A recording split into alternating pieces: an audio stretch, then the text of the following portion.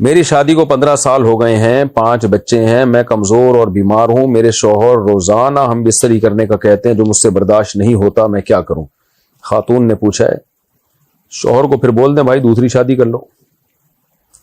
دیکھیں گھر قربانیوں سے چلتا ہے۔ اب آپ کے شوہر کو اللہ نے زیادہ اضافی قوت دی ہے، طاقت دی ہے، اب اگر عورت شوہر کے ساتھ حلال میں تعاون نہ کرے تو شوہر پھر ظاہر ہے ادھر ادھر جا کے منہ مارے گا، پھر خواتین ہی پریشان ہوتی ہیں کہ دوسری عورتوں میں دلچسپی لے رہا ہے۔ ہم تو منع کریں گے شوہر کو بھائی جو بھی ہے آپ نے حرام کی طرف نہیں جانا، لیکن ایسے موقع پہ عورت کو قربانی دینی چاہیے۔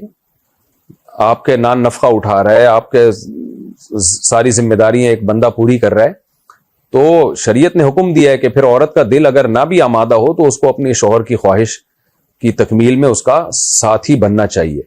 قربانیوں سے ہی گھر چلتا ہے، تو ساری خواہشات اپنی پوری نہیں ہوتی ہیں۔ مرد کو بھی چاہیے کہ وہ عورت کے لیے قربانی دے، کہ بعض دفعہ ایسے ہوتا ہے کہ بیوی بچوں میں مشغول ہے، بچوں کو پال رہی ہے، اب وہ نہیں کھانا بنا سکتی، تو کوئی بات نہیں یار تم باہر سے کھانا لے آؤ، آج اس کے آپ دیکھو کہ کس قدر مصروف ہے، بیمار ہے، تو مرد کو بھی چاہیے کہ عورت پہ بوجھ کم ڈالے۔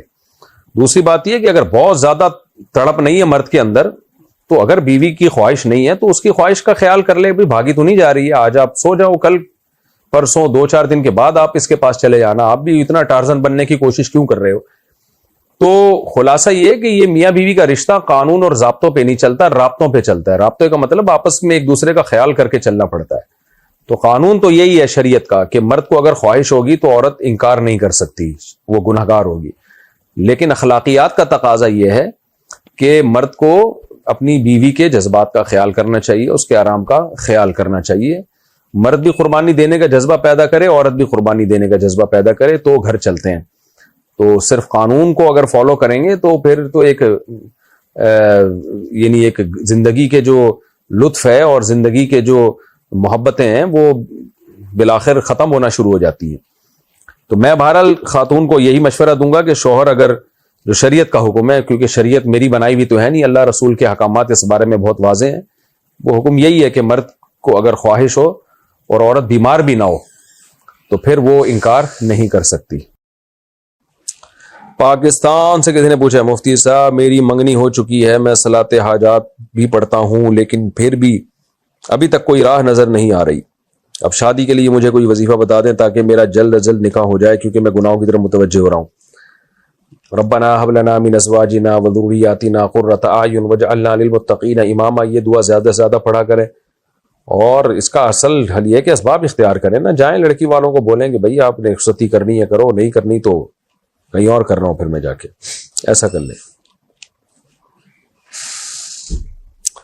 عبید الرحمان لاہور سے، میری عمر 25 سال ہے، میں گھر والوں کو بار بار شادی کرنے کو کہتا ہوں مگر میرے گھر والے نہیں کر رہے، برائے مہربانی کوئی حل بتا دیں۔ آپ اگر خود کما رہے ہیں تو کر کے بتا دیں کہ ہو گئی ہے، خود نہیں کما رہے تو پھر بھائی پھر تو گھر والوں کی مرضی سے ہوگی۔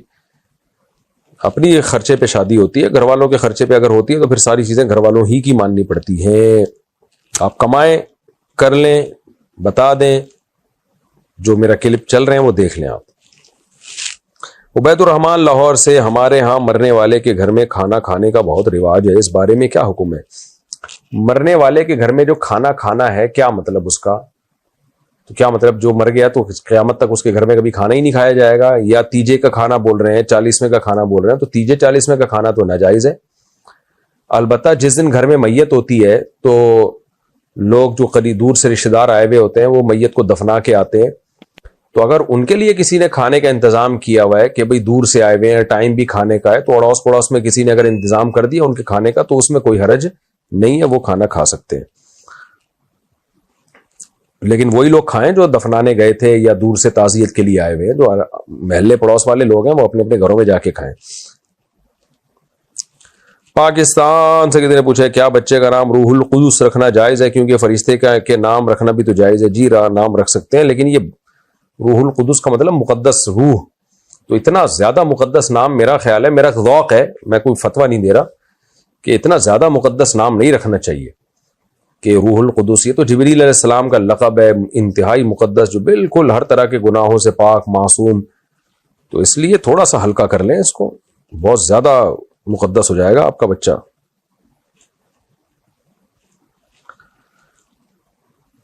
القدوسی کر لیں، خالی روح نہ لگائیں،